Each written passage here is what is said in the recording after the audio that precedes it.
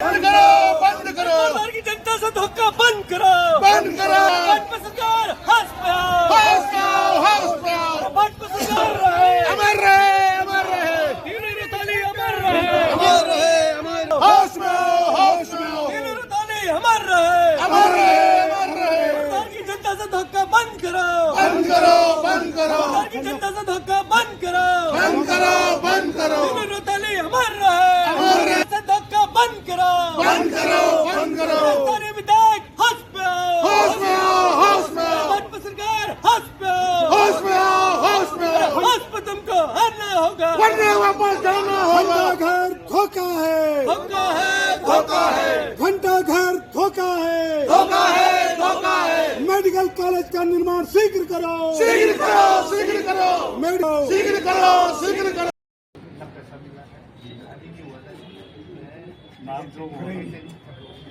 मंशा तो थी ना उनकी, जहाँ चिंगारी उठी और घंटा घर को तो घंटाघर को लेकर के कोटद्वार में अफवाहों का बाजार पूरी तरह से गर्म है और सियासत भी गर्मा रही है। घंटाघर बनाने का यहाँ पर कोई औचित्य समझ में नहीं आ रहा है। घंटाघर पहले जब इतिहास में हुआ करते थे तो उसका कारण ये होता था क्योंकि लोगों पर घड़ियाँ नहीं होती थी।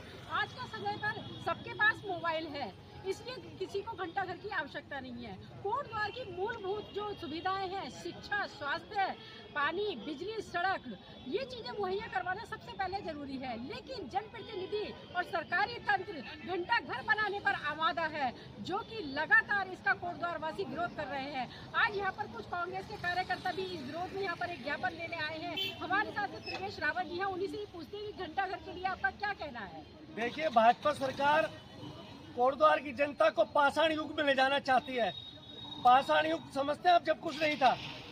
और घंटाघर जैसे कि आपने कहा, वो तब के लिए हुआ करता था जब लोगों के पास संसाधन नहीं थे, समय देखने के लिए कोई चीज उपलब्ध नहीं थी, तो एक घंटाघर का निर्माण किया जाता था जहाँ पे लोग समय देखने आते थे और समय के अनुसार वो कार्य करते थे।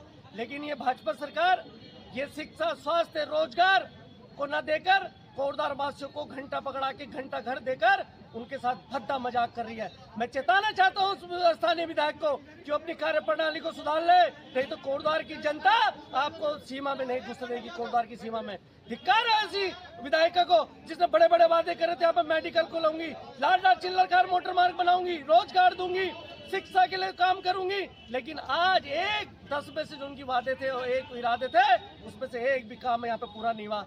ये धोखा है कोटद्वार की जनता के साथ। मैं इस्तीफा मांगता हूँ उस स्थानीय विधायक का कि आप इस्तीफा दें। आप अपनी उम्मीदों में, आप अपने वादे में खरा नहीं उतरे, आप तत्काल इस्तीफा दें। कुछ दिन पहले उठाया गया था कि कोटद्वार को घंटाघर नहीं, मूलभूत सुविधाओं की आवश्यकता है, लेकिन शायद जनप्रतिनिधियों के कानों तक ये बात नहीं गूंज रही है। उनके कानों में शायद घंटे की आवाज इतनी ज्यादा बुलंद हो चुकी है कि वो जनता की पीड़ा को, उनकी समस्याओं को सुनना नहीं चाहते हैं। ये बिल्कुल निरर्थक और बिल्कुल ही बेबुनियादी बात है और इनके काम ही यही है कि जो धरातल में काम होने चाहिए वो तो ये कर नहीं रहे हैं। मेडिकल कॉलेज हो गया आपका, लाल ढाग चिल्लर खाल मोटर मार्ग हो गया आपका, आपकी अस्पतालों में इतनी डॉक्टर्स की इतनी कमी है। जो काम इनको करने वो तो कर नहीं रहे हैं। ये घंटाघर का निर्माण करने की कोशिश कर रहे हैं और एसडीएम सर कह रहे हैं कि अभी ऐसा कुछ प्रस्तावित नहीं हुआ है। तो हमने यही कहा कहीं अगर चिंगारी कहीं लगी है कहीं पे तो आग तो वो बनेगी ही। तो मैं यही कहना चाहती हूँ कि हमारा वहाँ पे मांग की तीलू रौतेली चौक वीरांगना हमारे उत्तराखंड की और पूरी वर्ल्ड में फेमस है। उनकी मूर्ति उस चौक में लगनी चाहिए थी।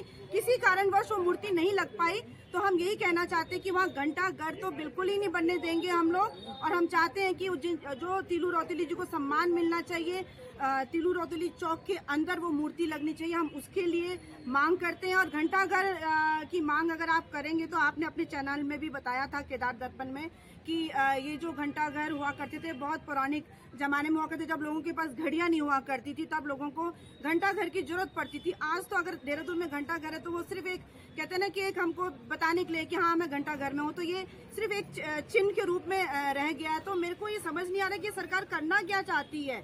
आप विकास कार्य क्यों नहीं कर रहे हैं? हमको मेडिकल कॉलेज क्यों नहीं दे रहे हो? हमको आप केंद्रीय विद्यालय क्यों नहीं दे रहे हो? चिल्लर खाल मोटर मार्ग क्यों नहीं दे रहे हो?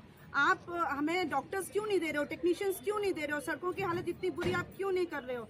बस हम यही आपके चैनल के माध्यम से कहना चाहते हैं कि आप विकास कार्य कीजिए। कि जो बातें हैं, मालिन पुल का निर्माण नहीं हो पा रहा, जो विकास कार्य वो कीजिए। निरर्थक बातों को मत लेकर आइए, जो बिल्कुल जिनका कोई रोल ही नहीं है आज के दौर पे, आप उनको लेकर आ रहे हो। बहुत बड़ा दुर्भाग्य, सोच बहुत ज़्यादा निम्न स्तर की है इस सरकार की। बस ज़्यादा कुछ ना कहते हुए एक बार दोबारा मैं शासन प्रशासन से कहना चाहती हूँ कि वहाँ पे हमारी वीरांगना तिलू रौतेली जी की मूर्ति बीच में स्थापित होनी चाहिए।